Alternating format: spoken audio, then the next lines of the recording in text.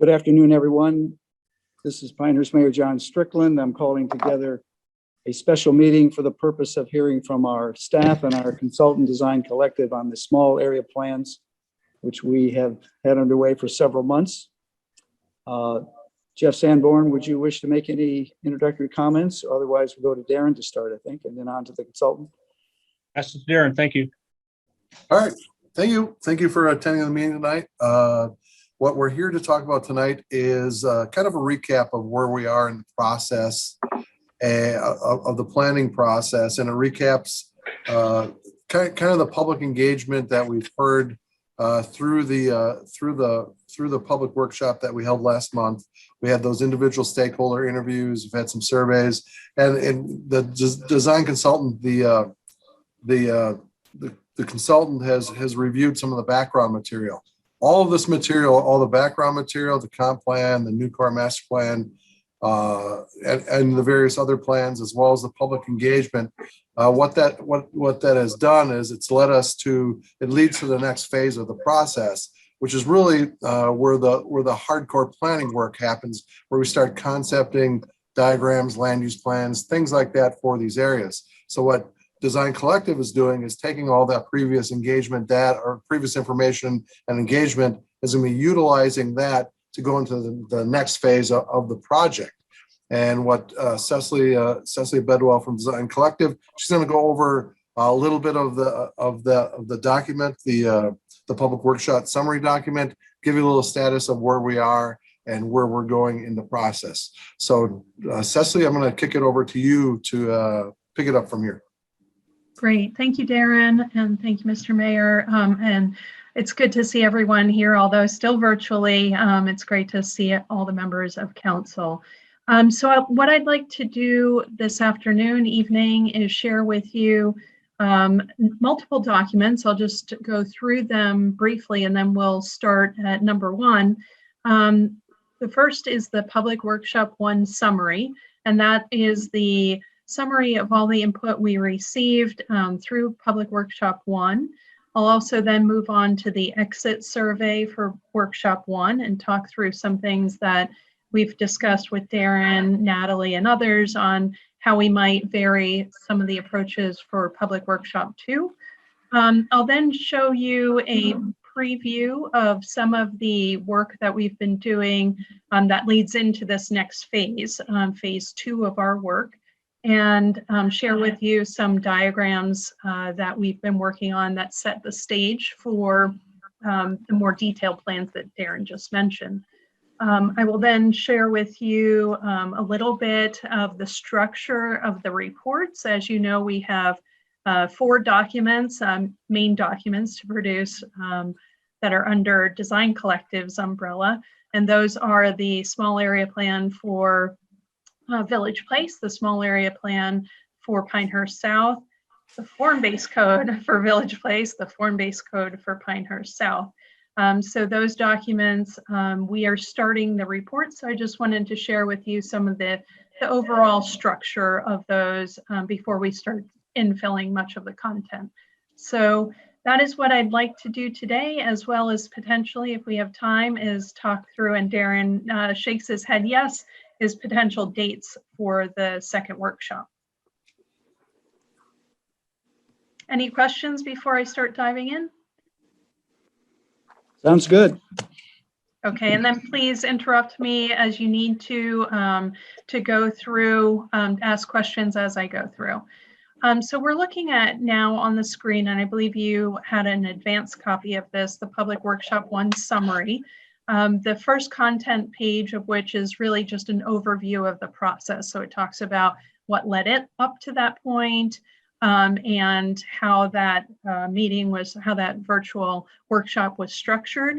And we have 100 attendees as a placeholder. We actually went back and verified that there were about 106, so we will be updating that number. And that's based on, we had many more registrants. I would say, I'm trying to remember the number, but it was 138 or over. What's that? I thought it was 130, 40, somewhere in there. Yeah, exactly. Yep. So we had more people, which is, you do expect that is that people will register and then not be able to attend for one reason or another. But in any event, it was great turnout. We really thought that the participation was good. And we'll talk a little bit more about the number of attendees and how they learned about the meeting when we look at the exit strategy. Okay, so this is the overview page. You can see we just put in a screenshot. Usually we love to have all those photos of people around the tables, but this is the reality. So I think it's good that these reports reflect that. Okay, and then we have separated the polling questions into each of the small area plans. And the reason why we're doing this, of course, is because you all have asked us for the 2 separate reports. So as we take all of the content that we're building up, the existing conditions, the poll, the summaries of the workshops, they'll all be divided up into their distinct small area plan reports. So we first go to the Village Place polling questions. I think it's important to recognize, and as we recap the outcome of workshop 1, when we get to workshop 2 with the public, we'll make sure that people know that, these are really to give us an idea of what the appetite is and support is for, what the existing character is and what people feel about that, but also for redevelopment, and just see how it aligns or doesn't align with the previous planning studies, like the new core master plan and the more recent 2019 comp plan. But these were good to give us a sense of what people were, how they reacted to the existing plan, and then how they might think of new development and what they'd like to see. I'm not going to go through all of these. I believe you have this report and probably have looked at them, but please do stop me if you feel like there's a question, concern on these. So for Pinehurst South, as you know, if you all were in attendance, we asked the same series of questions again for Pinehurst South with some modifications just to reflect the area. And again, this gives us a good idea of what the standouts are, what the issues are, and what the potential appetite is for the future of Pinehurst South. Then on the next pages, we summarize again for Village Place, followed by Pinehurst South. The main, this is a summary of all the comments, so we tried to boil it down. We did include as an appendix to this at the rear of this document all of the different boards with comments, so people could see the raw notes that were taken live when they met with their facilitators in the breakout rooms. I'd like Cecily? Yes, go ahead. And the importance of this part of the document, really, this is the important part for the next phase. Yes. The comments that we see that they've gotten here really inform the planning process for that next stage. So the comments that you're seeing here, along with the previous planning documents and interviews, this is what serves. This is what will serve for formation of the next step, next stage in the process, or the next set of conceptual drawings. May I ask a question? Going back to the first page. We talked about over 20 key stakeholders, and we've got a lot of information here that we got during the workshops, but does anything in here reflect what the key stakeholders had to say? Or, how does that plug into all of this? That's a great question. We did take those into consideration when we wrote these up, but these are really, this document is really reflective of just the workshop. The final reports will have more of that information from all of the key stakeholders, but we wanted to keep this clean in the sense that this is the public workshop 1 summary. Oh, okay. Well, and does council see the input from the stakeholders?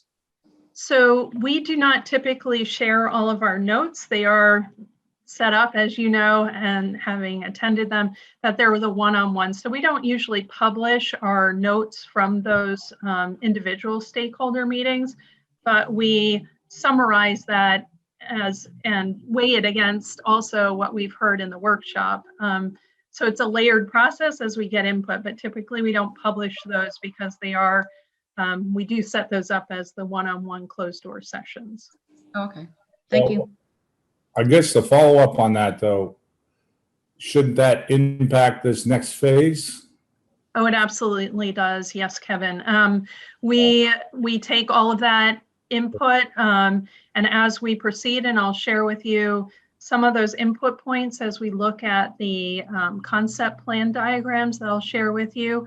So all of that input, the workshop's one component of, the interviews are one component, the review of past documents is another component, the market analysis, all of those inputs, as Darren mentioned, go into informing what our next steps are in the phase 2 and how they inform these concept plans. So just to give one example, which we'll see, we did have a stakeholder meeting with the railroad, and they had several concerns, which we are targeting closer looks at while we move into the phase 2.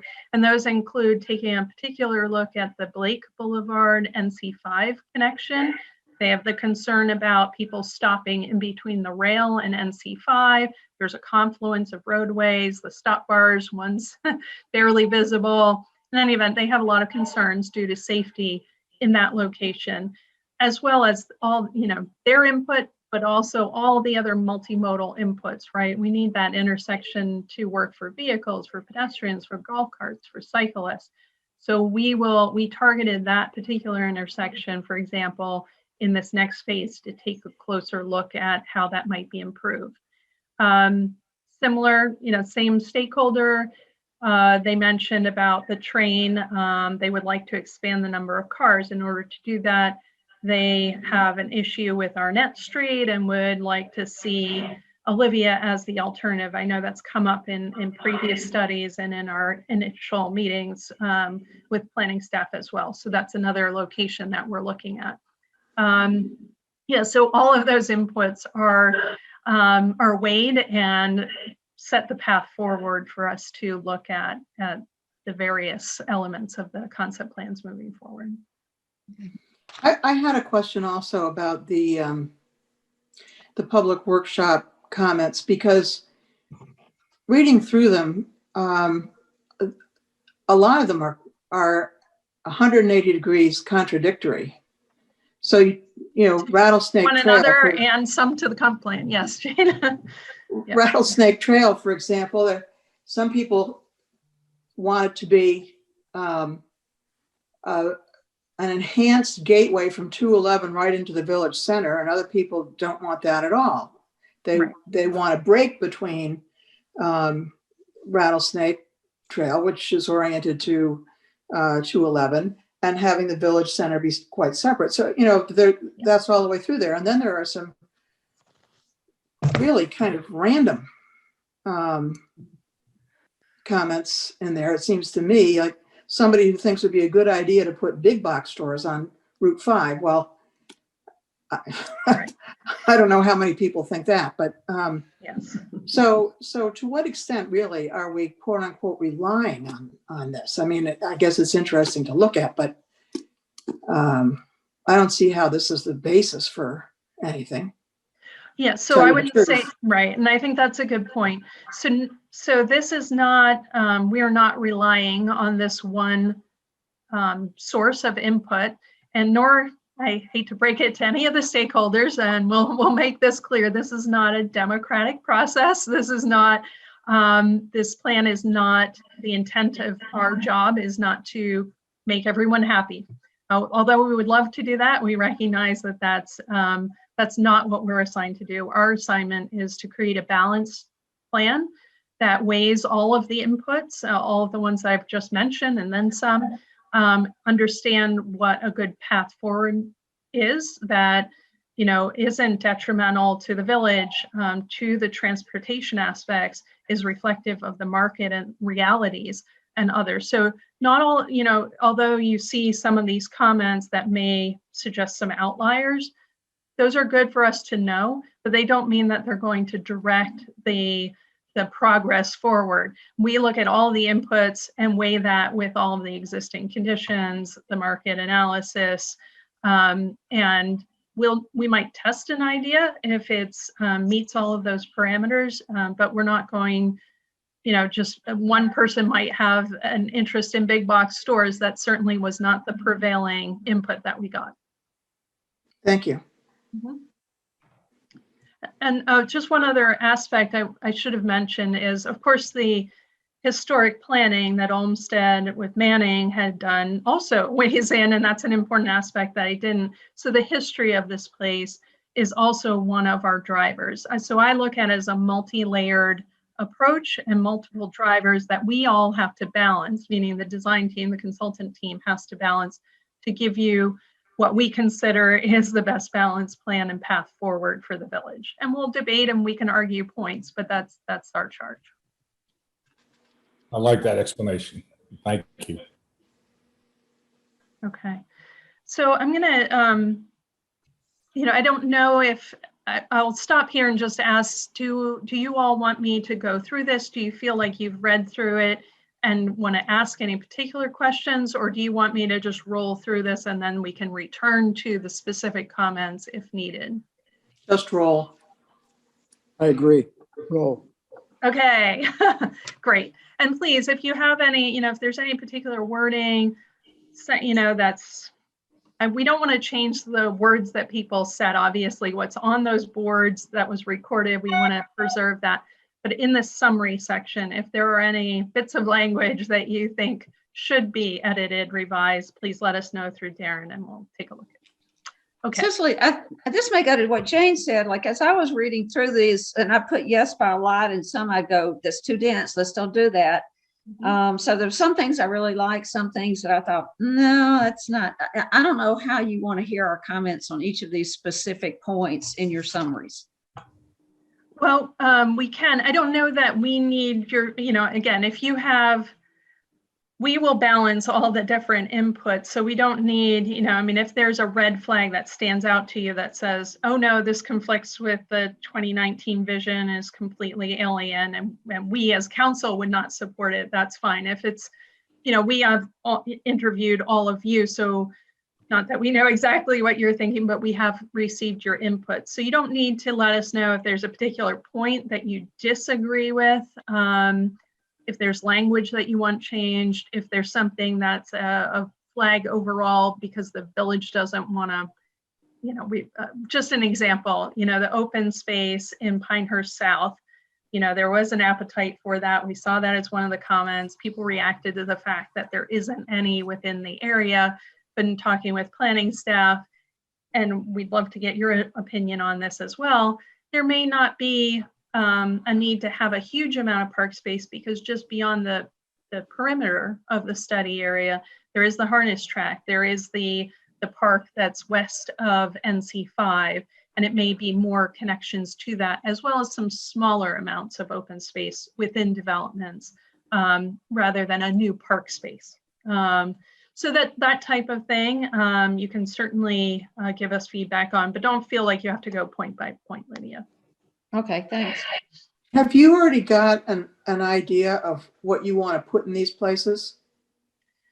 We In are each of starting, these and then that's a great question. We're starting to. We have shared with Natalie, Darren, and others just the Natalie and Darren at this point, and we'll share with you this afternoon some of our thoughts on these concept diagrams that set the stage for more Okay. detailed. I think we'd drawings. like to hear those, because if it's going in the wrong direction, Yes. I'd like to know about it right now. Yes, absolutely. Okay. And then this, the one page here is just looking at the votes on the images. I think in general, no large surprises, some contradictory, just on these two that would bear in mind. But I don't know that there were any surprises here that would lead us in a different direction. The appendix, as I mentioned, is just all of the boards from each group with the notes taken. So I'm going to move on. Again, we can always go back to the summary, but I just wanted to share with you, because I'm not sure if you have seen this, Natalie and staff did, and it was good feedback. So as we, left the public workshop 1, we offered people the chance to participate in an exit survey. I think this was really helpful to us to learn what worked, what didn't work, what outreach methods were useful, and maybe how to structure the next workshop. We asked several questions and we got about 30, I believe it was 38 respondents, which is pretty good. It's about a third of the people who showed up, to the workshop as attendees. So I think that's a fairly successful number. We never anticipate much more than 50% in any event on an exit survey.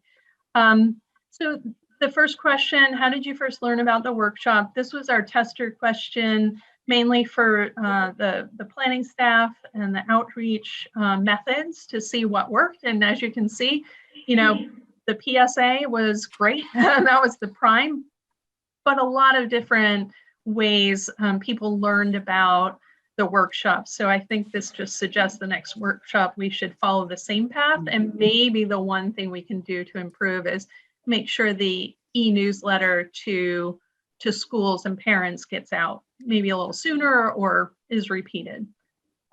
That's what we learned from this question. Okay, so sorry, let me just turn the pages. Why did you participate in this workshop? This was just to understand where people are coming from, what their interest is broadly. So interestingly, I think there was a bit of, not that there's a surprise, a lot of people attended that are from neighborhoods outside of our two small area plans, but you can see that a good third of the people don't live within the exact small area plans, but probably in Pinehurst more broadly.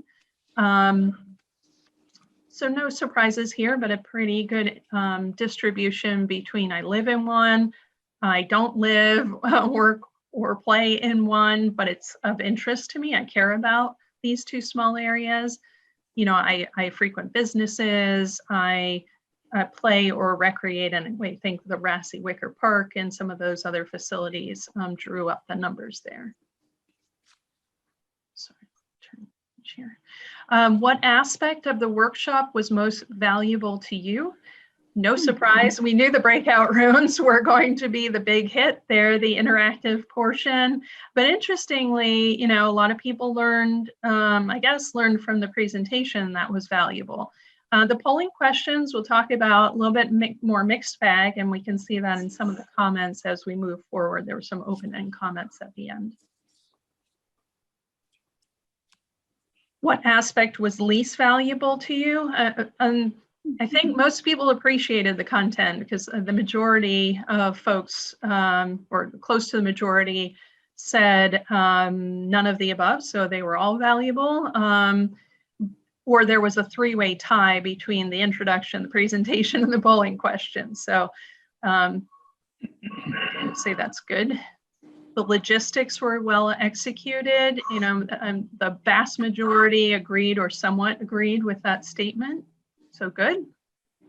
Technology was on our side. And we did hear from people, what 3 to 5 people, Darren, Natalie, who sent individual comments post-workshop that had audio difficulty on their end or some other, weren't able to participate as fully. So we did have that. And I'll, Wasn't a lot.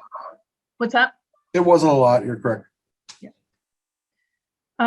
Okay, the breakout rooms, were they well facilitated? Again, the vast majority agreed or somewhat agreed with that statement.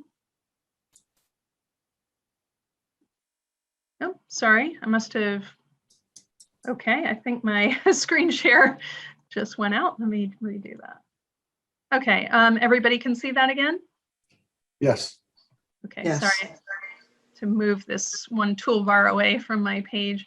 Okay, the next one, do you plan, this is more we were laying, we always want to challenge people, get them committed in steps to attending the next workshop. So yes, the majority of people are going to attend workshop 2. So we didn't drive them away, that's good. And or there, a few people were not sure. I think one person was not sure, but they might have plans. So hopefully we can get them back out. Okay. That's a success there. Yeah. Yes, yep. So these are some of the open end. So we asked people, do you have any suggestions for future virtual workshops? And I'll point out a few standouts. I think one thing we learned was that there were a few more people that would probably benefit from being able to come to the village hall and participate in a room, so physically distanced. But there are probably, we know from the stakeholder interviews that Darren hosted a number of people, like 3 or 4 different interviews that were set up at Village Hall. So those people didn't have to worry about the technology. They just came in. And Darren did host how many people were actually in the room? 2? I think Yeah. workshop 1. may- No, we had looked into that and I'd called back and the person actually was able to get on a call. Yeah, so what I think is that the folks that sent their comments to Darren and Natalie post-workshop that might have had some technical difficulties one way or the other, we think maybe we expand that offer to host them in a room at Village Hall so that there are no worries. And we don't want people to be frustrated through this process. So if there's a way that we can host them safely in Village Hall, again, it would have to be a limited number, but we know those people who reached out now who said, I had troubles, this wasn't ideal for me. They could come in and be there in that room. The other thing we learned is that there was kind of a little bit mixed feelings. Maybe a few people who felt like the polling questions, polling is always a science, even though we always include, not applicable or, other or some other route out of the question. Some people did say, well, I don't like those fixed answer questions. The problem is in Zoom, that's the only, we can't have open-end answers in Zoom. It's really, you can have multiple or single choice questions and that's it, live in the Zoom meeting. So what alternative to that would be, as we discussed, is to have 2 breakout room sessions, one focused on Village Place, the other on Pinehurst South, and not do the polling questions next time, just to make sure that people have ample time. We're going to get into the plans. There's going to be more detail to digest, is to probably not do the polling questions, have 2 longer breakout room sessions equally devoted to both areas to make sure that they get equal time and still have an exit survey at the end.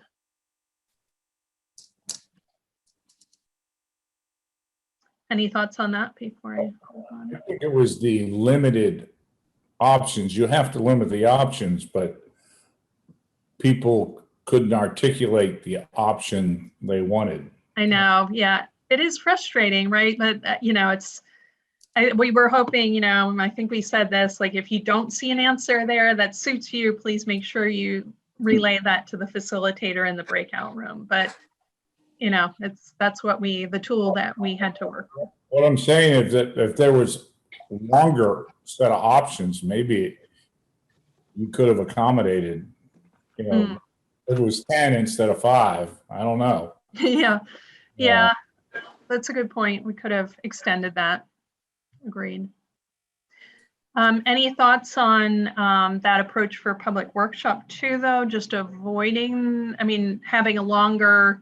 So I think the polling questions take a little time. They might not be as satisfactory. I'd rather have the time devoted in the breakout rooms to do some exercises with people and make sure we get kind of verbatim input and choices that they wish to convey. I see 1 thumbs up from Kevin. Sorry, I can't see everyone. So maybe you could just roll call it.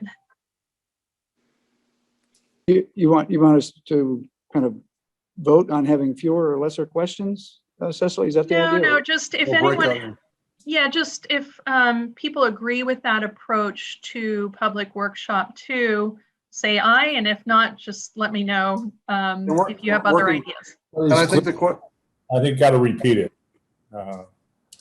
Okay. Repeat the question, Cecily. Maybe we can get it that way, and then. Sure. Okay. Please. So the question is, for public workshop 2, given the feedback that we have for public workshop 1, we are proposing that we structure in a way that there's a presentation followed by 2 separate breakout room sessions, one focused on Village Place, one focused on Pinehurst South. We will conclude with an exit survey, and that would be the structure that we'd propose. But to be clear, because if people are problematic with the multiple choice, you're eliminating it basically. That's correct. Right. We are taking that out. That's what the option is. And I think the data says that that's a good option. Well, does each participant get to talk in the breakout session about both of the focus areas, or are you going to be shuttled to one focus area or the other with no opportunity to talk about? That's The a great second book. question. They would be distinct. So every stakeholder would attend, would break out to a room. The first breakout session rather would be on Village Place. We'd all reconvene, and then we'd break out room again to Pinehurst South. So all participants would have equal time in both areas. Okay. Yeah, that's good. Cicely, I what think if that's there's some helpful. that are interested in one but not the other? Is that an issue that needs to be addressed? I don't know. I know that some people had less of an interest, but I think from the facilitators, they may have wanted more time in one place or the other, but it's fairly balanced. I think they could, obviously if their interest is in Pinehurst, in Village Place, which we'll do first, they could exit. They could leave at that time. We'll make sure that they have the exit survey, and they can have the rest of the evening off, I suppose. If they are waiting though, and their main interest is in Pinehurst South, they could take a break during the Village Place, or just listen and be quiet and not have as much input. So I think either is fine, and we'll let people know that that's their choice. Okay. Thank you. I think that procedure will work out, Cecily. Great. Okay. Okay. And you can see some of the other responses here, but those were the main takeaways that we found. Okay, so I wanted to move in and kind of touch on some of these takeaways that we had and the direction that we're pursuing next. Remember, we're going to go through Village Place with a similar plan, with this plan, and then Pinehurst South with a similar plan. And then we'll take a quick look at the report and talk about just the date. So I just want to ask, do I have you all until 4? 4:20. Yeah, at least. Yeah, we can give you a few more minutes. Yeah. Okay, so I think we can do this. Let's see. So this is Village Place, and what we're looking at here again, we've talked a little bit about different uses to test in different areas, but what we are showing you here is just a network of streets and blocks, and then an analysis of, where the existing roads are. Those are the solid gray. Where the proposed potential connection points are the dashed black lines. So you can see that graphic here of the dashed line, black line is a proposed street connection. The red dots mean that that's an existing dead end.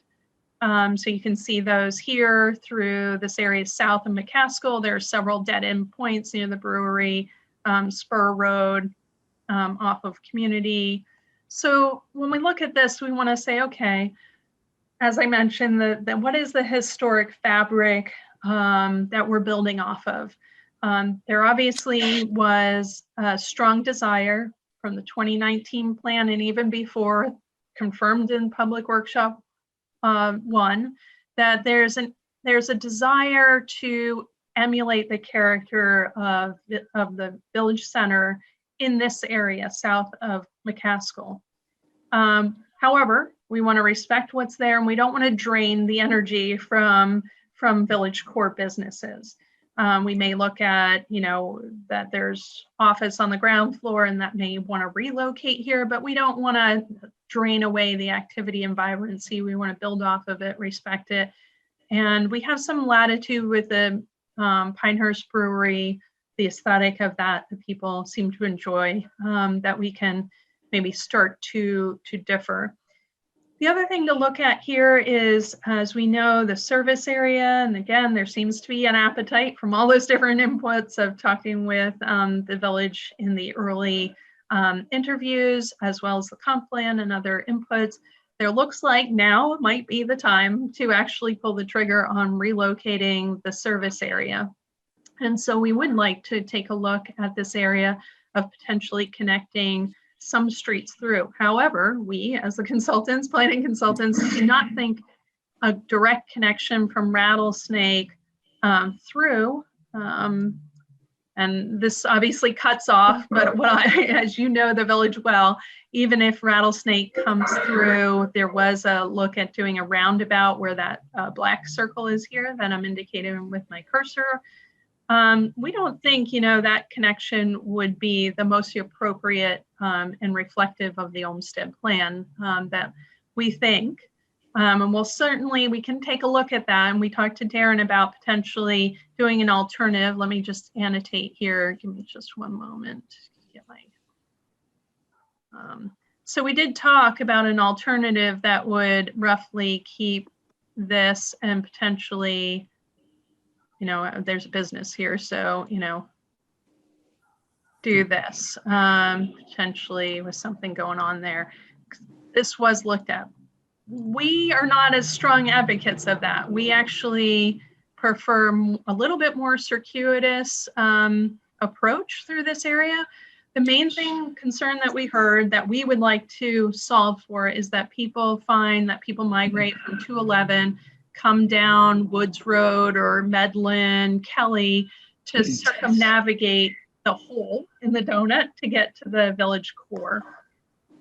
So we want to mitigate, their choice and say you can come one block off of Rattlesnake or half a block off of Rattlesnake and get through. It's still a little bit, from a vehicle standpoint, a little circuitous. However, you can see that we want to make the pedestrian route, which we've dashed in here, a little more direct. We do recognize, and it seems like there's pretty good support for more direct pedestrian connection, maybe just not a blast through vehicular connection. So that's what the two kind of options through that area that we will be looking at.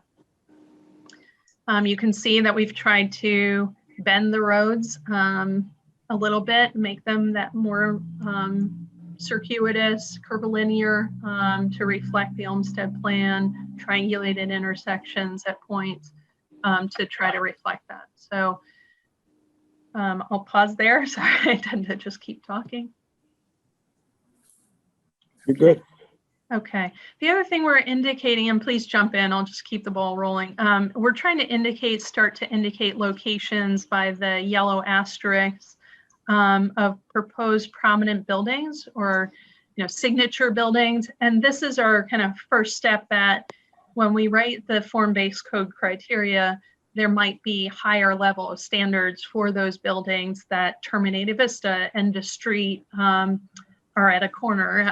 All of those locations might require a little bit more response, and those we can then direct our criteria towards those, as we often do in our planning. Let's see. So Cecily, you're looking at the corner of McCaskill and Rattlesnake. The entire length kind of down Rattlesnake, that's the only kind of star point or highlighted point you see along there. There nothing more towards 211 you would think would fit that criteria? Yeah, so now that's a good point, Darren. I think you're right. I mean, obviously the park and the community center is already an anchor, so that's already given. That's true. We should probably look at this location. I don't think we did because we don't know, it seemed like this building is going to be here for some time, but you're That's right. correct. When we code this, that should be a location. So yeah, you're right. We should add that. And you got to take the two neighborhoods out of play along Midland over there because it's all single family and it's not going to go through a period of redevelopment at any point in the near future. Okay, thank you. Yeah, right. And then so what we talked with Darren and Natalie about is now our next step following this is to test out areas, test out redevelopment, say in this block, where there are smaller businesses, they may be reaching their lifespan, where there's the multifamily, for example, here, that's certainly beyond its lifespan, where there are vacant parcels, for example, here.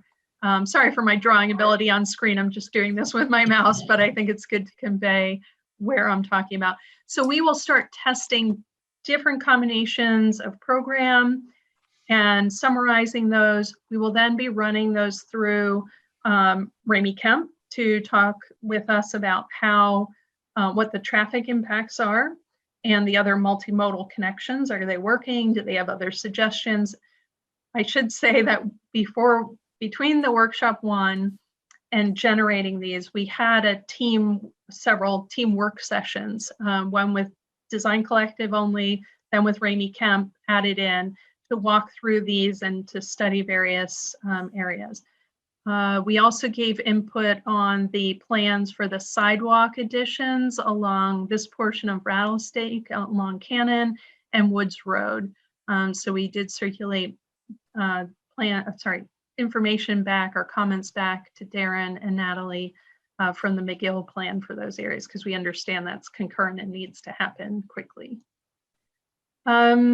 Just two more things to point out here. We are looking particularly at this intersection with the new streetscape sidewalk improvements, as well as crossings here as a moment along Rattlesnake to take a deeper dive. So we're going to have a detailed plan of that area. We'll also look at several street sections, again, close to this area, but street sections here, and then probably one of what the character of one of these roads. I don't know exactly, we didn't talk about exactly where we'll cut the section, but somewhere in here of what the character of that road would be, to show those as well. Okay. But Cecily, I have a question about what looks to be a signature building on the Traditions property. Yes, here at the corner. Yeah, at the McCaskill. Right, so that's a pretty important road because it sits, or corner, because it sits across from the Village Arboretum. It sits at the intersection of two fairly prominent roadways, Magnolia and McCaskill. So we did think that that should be a location where a building has a little, more higher level of critique on its architecture. So we're just going to ignore the fact of the current zoning. Well, that's an interesting point because, as I mentioned, and as we'll have some more conversations about this, I'm sure. But we are charged with writing a form-based code, which actually can do a number of things. It could put aside the underlying zoning. It could offer alternatives and just focus on the character-based elements of massing, scale, setbacks, design. So it could be, we'll see where this goes, but it could be that in this area, just the small area, we might decide to, and by we, I mean the collective we on this call and others, decide that the zoning isn't as important as the form and the character.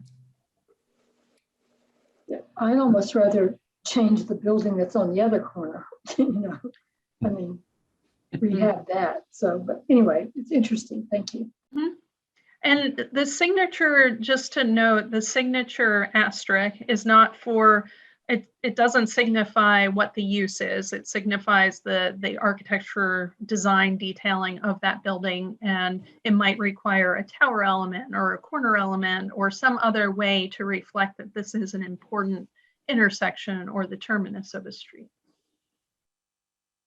Back to Judy's question. Judy, do you mean downhill from the brewery, the CenturyLink property and that kind of hodgepodge? No, across the street, the Steve Say property, the Traditions. Yeah, but I think you said you're more concerned about something else across the street, and I'm looking about going directly across back. Bart Campbell's old office. Yes. Yeah. Okay, so I'd like to move on, but does anyone else have comments about this before I do? When I looked at this focus area, it seemed to me that the northern part of it, and of course, Cannon Park it takes up the very most northerly portion. So it's really, I guess, from McCaskill up to Kelly, but that part of it should really be devoted more to local residential neighborhoods. And then on the south side of McCaskill, you've got an opportunity for really quite a different situation where where you're looking at what's really an extension of the village center and something that's oriented more toward visitors, shopping, restaurants and that kind of thing, that it doesn't necessarily directly serve local residents. I think, yeah. Gift shops instead of dry cleaners type of Yes, thing. exactly. Neighborhood serving versus, Right. forest serving. Is that yeah, what you're looking at?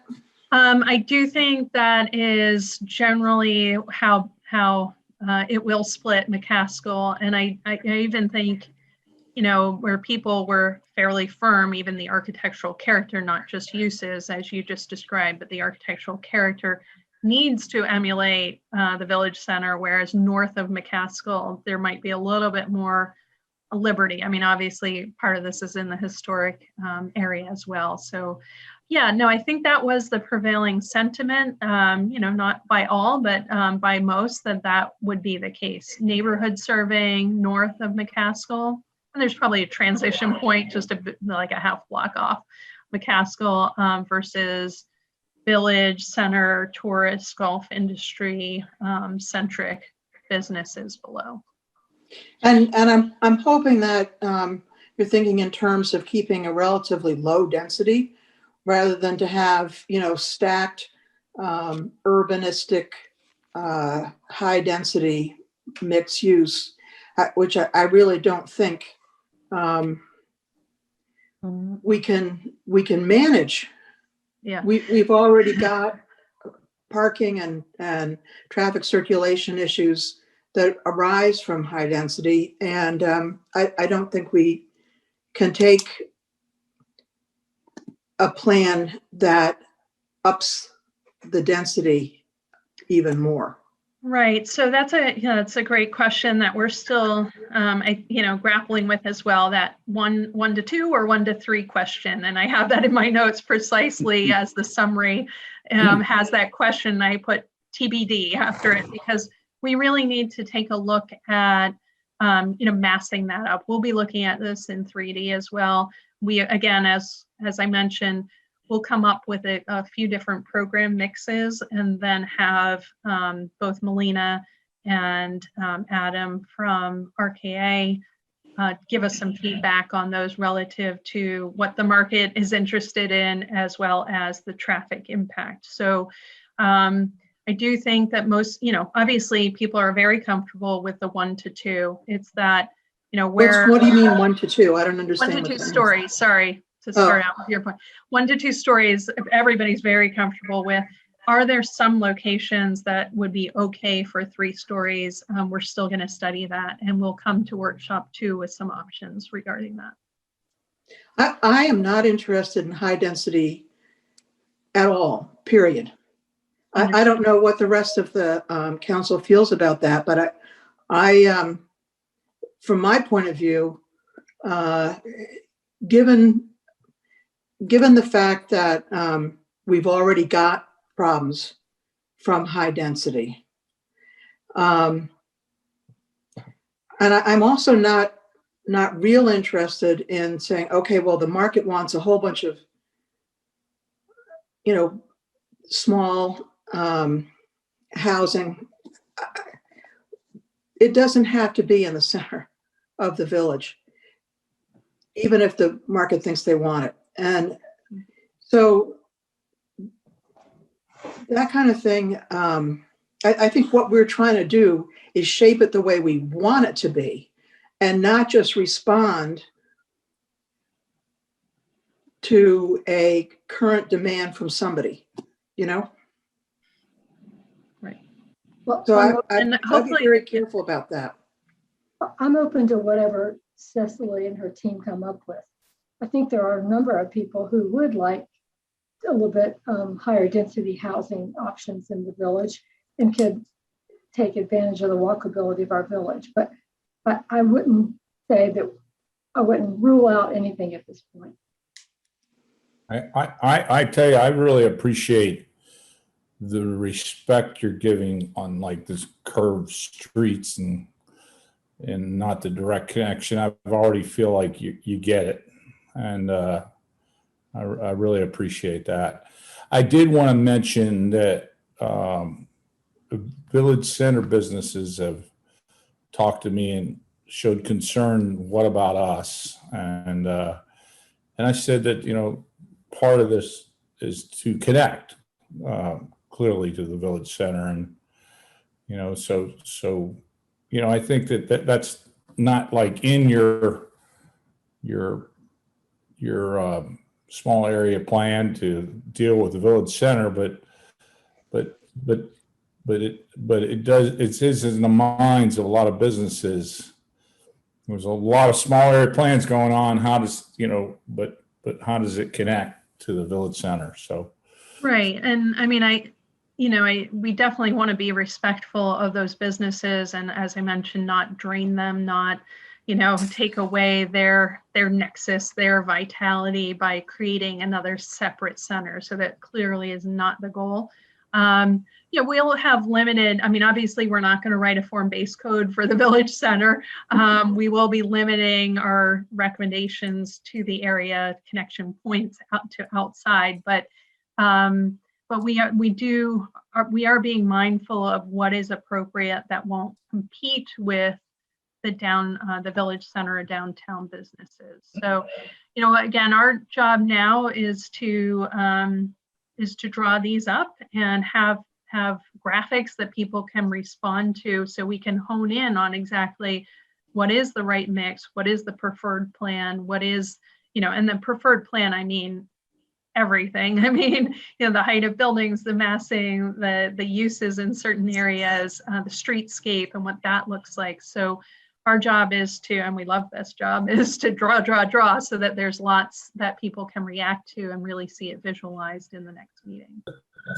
I didn't hear that particular fear. I was talking about including traffic flow impacts through the village center. Mm-hmm. I was kind of talking about something different. Like when you're considering traffic flow, I mean, the village center has to be part of your consideration, even though it's not in the space that you've been hired to plan for. But Right.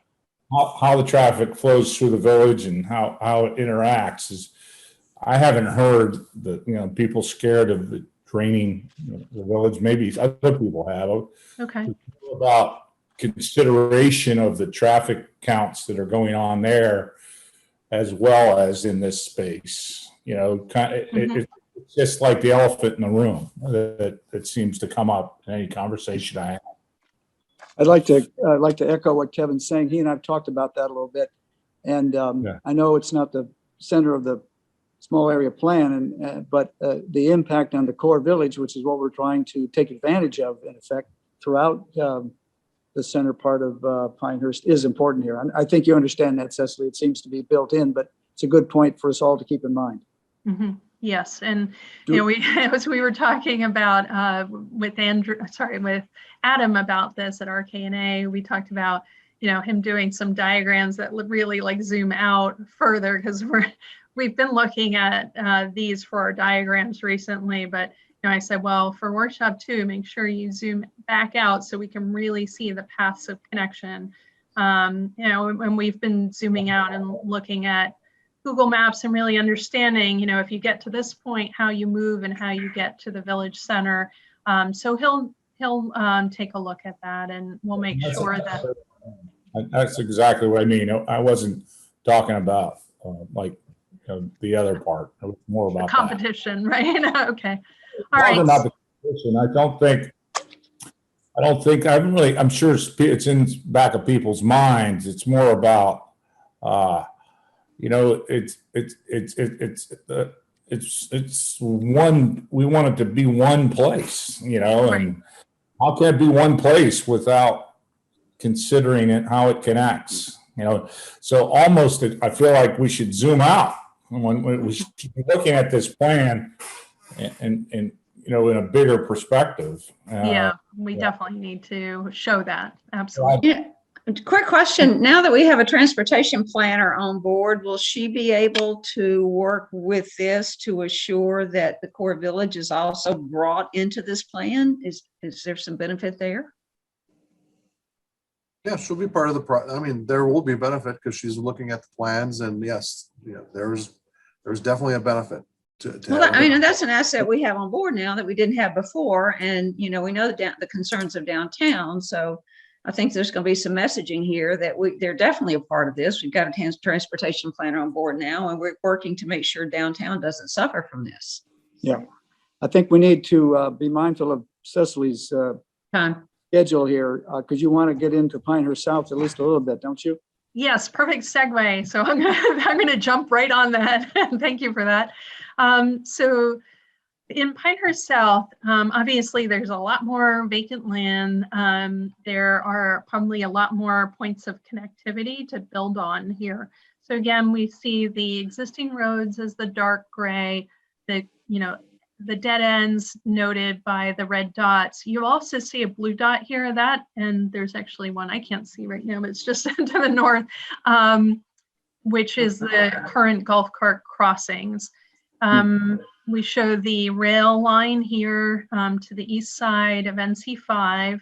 And, so there are a couple things. So obviously we want to build on the nexus that we've heard, a lot of people spend a lot of their time in Pinehurst South, kind of up in this corner where there's the post office, the liquor store, there's the pharmacy. There will be the Boys and Girls Club that we learned from one of the stakeholder interviews moving into this building.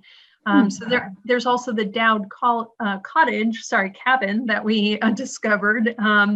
So we've been visiting you all virtually. I know you don't, see us there, but we're landing in Google Street View every day and checking out various things as we send Darren out on little expeditions to check different things that we have asked him about. So that's been great. But we're starting to get into the details and understanding there's such a draw and energy up in this area.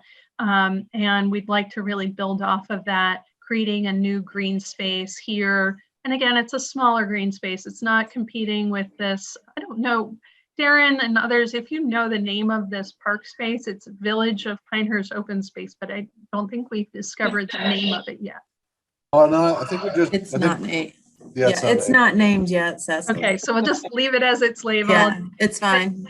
Mhm. Yeah, so how do we connect from that open space to the west, to the Pinehurst harness track? You can see we're starting to indicate a connection here. There may be others that we point to, but then at the same time of accessing those peripheral open spaces, how do we create new open space, which is really needed in this area as new development comes along? So you'll see these smaller greens, pedestrian ways, throughout. We did lay in, and it's might be really tough to see down here, but the new cottages plan is laid in here at the southeast corner. And so we did pick up on the leave out that was shown as a future pedestrian connection. So we're picking up on that. The leave out here in the plan that was, again, this goes across private properties, so that would only happen if those homeowners, those residents allow this, or those are acquired. So there's some caveats to some of these connections, but generally, again, we did learn a few things about the history of this. The Ambassadors Club, or sorry, it's the Ambassadors, Club, that was located just on the east side of NC5. That was a live music venue mecca for African-American artists in the day.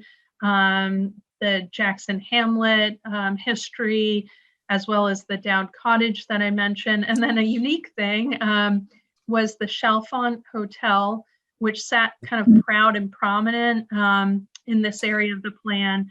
And so we wanted to take cues from those historic elements as well as the topography, and again try to pick up on the flow of the landscape through there, and where prominent buildings might be located in this larger area. We have also tried again to look at the connection to as Olivia being the main point of connection and actually terminating our net from connecting to NC5 while still allowing access to the businesses. Adding in a new road here that ties all the way up, so you can, get from Olivia and along this all the way up into this new center. West of NC5, looking at this area, there are some vacant parcels. There are some infill parcels possible along here, commercial on NC5 there, as well as areas that are just vacant land. So we looked at, again, wherever we could. I mean, this area is a little bit more gridded, just like in Village Place. When we move up to NC 211, west, it becomes a little bit more gridded, but we've tried to get in some of those curves and some of those intersections to emulate more of the planning that we see by Olmsted and in this area. So we are looking, we know some of these will be contentious, but we are looking at potential connections from Trotter to, hang on, I had that name written down. It's not Westchester, it's some other Bretton name. Woods. What's that? Bretton Woods. Yeah, is that the development name? Yeah, there's a particular road name here in an event. It's a circle. I'm going to call it Wentworth Circle. I know that's not right, but between those 2 points, we've asked Darren to actually do a little bit more field research so we can understand exactly what's going on the very western edge. We found the church that was not showing up in our GIS files, but was newly built. I think it was 2014, and how there is an access road back here that we might connect. So it kind of dead ends here and actually here because there's already an access road to service these commercial buildings from the rear. In any event, so we're trying to, create a little bit more of the block, and then we'll study how infill development and different programs could work in here. So I think that's pretty much it.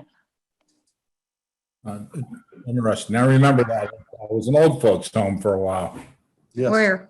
The That- Chalfont? The hotel. Oh, yeah, Yeah, and we heard that people visit the site for ghost hunting. yeah. Yeah. Well, it's got an interesting history. Oh, one thing I forgot to mention is we are looking at the rail along trail, a shared use path between the edge of pavement of NC5 and the rail line here. We did talk with the railroad. They're actually supportive of that. We want to return back to them before workshop 2 to show them these plans in a little bit more detail of that intersection that I talked about earlier at Blake Boulevard. Just get their input on that as a major stakeholder in that before we bring it to the public. But in any event, we are looking at that as well. Tom Strickland and I, with them, brought up the Trails on Rails program, and they're moving, I guess, with Aberdeen. So it's pretty consistent with what they're already expecting to do down on the Aberdeen side. So we had a really good meeting with them. Great. We did, and there's a number of contacts and opportunities now and over the next several years with the railroad of all kinds, as Kevin's mentioning. And how Highway 5 and the Pinehurst South area develops and everything along the road there that touches the railroad is going to have to involve them. And I think it'll be successful. But there are a lot of things happening, aren't there, Kevin? Yeah. It was just, what was interesting is when I found the statistical data on you hear about rails to trails, you don't hear about trails on rails. And they have a national program, Trails on Rails, existing rails, and there's only been one death and this is about 400 locations they have them. So Wow. Okay, that's good. determined is people are using them anyway. So if you figure out how to put a path on it safely, you don't have interactions with the train. Now, so we were, just to be clear, we were not looking at putting it physically on it. We were looking at sandwiching it in between, because we do have Rails Adam. with trails. Yeah, It's there's- rails. I think that's what it's rails with trails, not using the active line. I'm sorry, rails with trails. I'm trying to say. Anyway, Adam's Cecily, going to what walk are you- that whole area and make sure we can, look at exactly where there's room for it to fit, but there are also some trees and other things. So Adam is going to be walking that area soon to piece it out. Sorry, Hank, go ahead. What are you looking at in terms of commercial versus residential mix? What types of commercial are you looking at? And what about density? Yeah, so great questions. And again, we did share a little bit of our initial thinking of one of the schemes that we're going to, kind of use mixes, which I can try. So up in that area that I mentioned is kind of the new center. We did look at a mixture of institutional, new commercial, and not really residential in this area. We're really looking at that to be a new kind of central core hub. And certainly there could be live works or other, vertically integrated residential. What does institutional mean? Because there's the fire station, there's the post office, and those types of uses. So Boys and Girls Club's commercial, but it does serve a community use as well.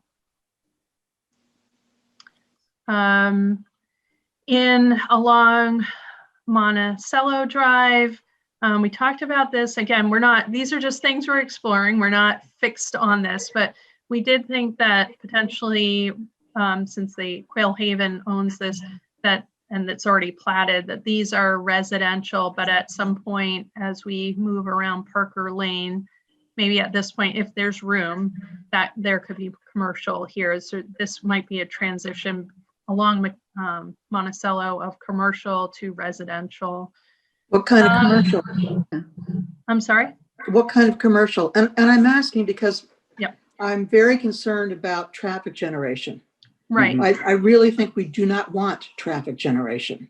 So high density or retail seems to me to be not the way to go. We should be looking, I think, at low-key office uses a la Turnberry Wood. Yeah, we do. And so this, especially east of NC5, and supported by what Melina said also, we don't see a lot of retail uses in this area east. They have access issues as well as just visibility issues. We did think that, for example, next to the fire station here, there's an abandoned one-story warehouse that could be a farmer's market or a maker space, an art incubator space. Right now, I don't know if it's current, but the Dowd cabin used to have, or still has, an artist in residence. So we thought that could be an interesting reuse of that building, kind of low rent way for people to start out in business or have a space to make things where they can't afford rents other places. So no big retail along here. We do think there are, offices along here. We were thinking the same here. We do think this core area in here is really more well suited to residential because it's quite buried. Although along Blake Boulevard, maybe at this intersection, there could be other professional offices, other office space at these intersection points. As we get down to the lower area in the extraterritorial jurisdiction area, again, along the frontage, we likely will look at commercial here. And there are a couple reasons for that. One is to allow a little bit of an upswing for the residential that's there to be able to relocate if they so choose. It's a way to improve their circumstances as well as the frontage along the railroad, NC5, et cetera. But again, we do feel that most of this area that I'm kind of circling now is most likely best suited for residential. I know that might be a little contentious. In the end, again, if we're writing a form-based code, one of the questions I'll keep coming back to everyone about is, are we moving away from uses and are really more concerned about the form and character versus the use? It's just, well, That's one No. answer, and we might hear others. Then just to finish answering your question, Jane, on the west side, we were looking at kind of what I'll say is very low density, missing middle, maybe multifamily around where some of this multifamily Oh, no. is, as well as single family here. No. I think the comment back on that, Cecily, is going to be what Jane was saying a little earlier, that, dense multifamily just really affects the traffic. And Yeah, we are I'm not not looking sure. at anything very dense, I can tell you that. These would be. We're not, and we're we'll not show- interested. We're not Okay. interested. Not Well, interested. I like character based, it's the character that impacts more than the use. We will be sharing some pretty interesting precedent images of, say, like a 6-plex, 12-plex multifamily that really looks like a single family building. And so some people may react negatively, but I do think there might be some appetite for that and a need for, again, looking at the 2019 comp plan as well as other inputs, there is a need for a variety of residential types. So where there is already some low scale, low density multifamily, we do think is a possibility. But we will come to you with some variety of options, not just one single path, and then get input on that. We're really not trying to draw population here. We don't need to do that. And we also don't need to build everything out by the end of next week. We need to plan something that's what we're going to want years from now. And that's not it. But I think Jane, we're gonna have to, and not to disagree with you, but I want to hear what the public wants in there. And I think Cicely's hearing from us loud and clear. We don't want a bunch of ugly, high density. We want to respect our character. We want to respect our heritage, but we also have a population that may want something in there that can be done tastefully. So I'm open-minded to hear what the public might want in there and what can be done to meet their desires. Just because we start going down that street and getting that information done doesn't mean we're going to do it. Well, don't think we're forget, gonna Lydia, have- I think that it would be possible to pave out the entire village in high density units. Yeah.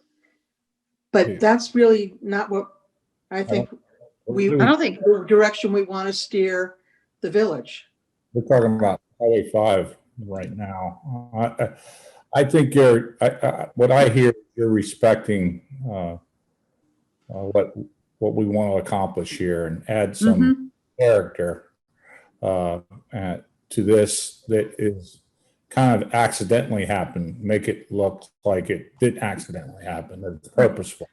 And clearly we've heard small scale, that the building massing needs to be, we're not looking at 3-story office buildings. We're not looking at 3-story garden apartments. We're not looking at any of those elements, just to be clear.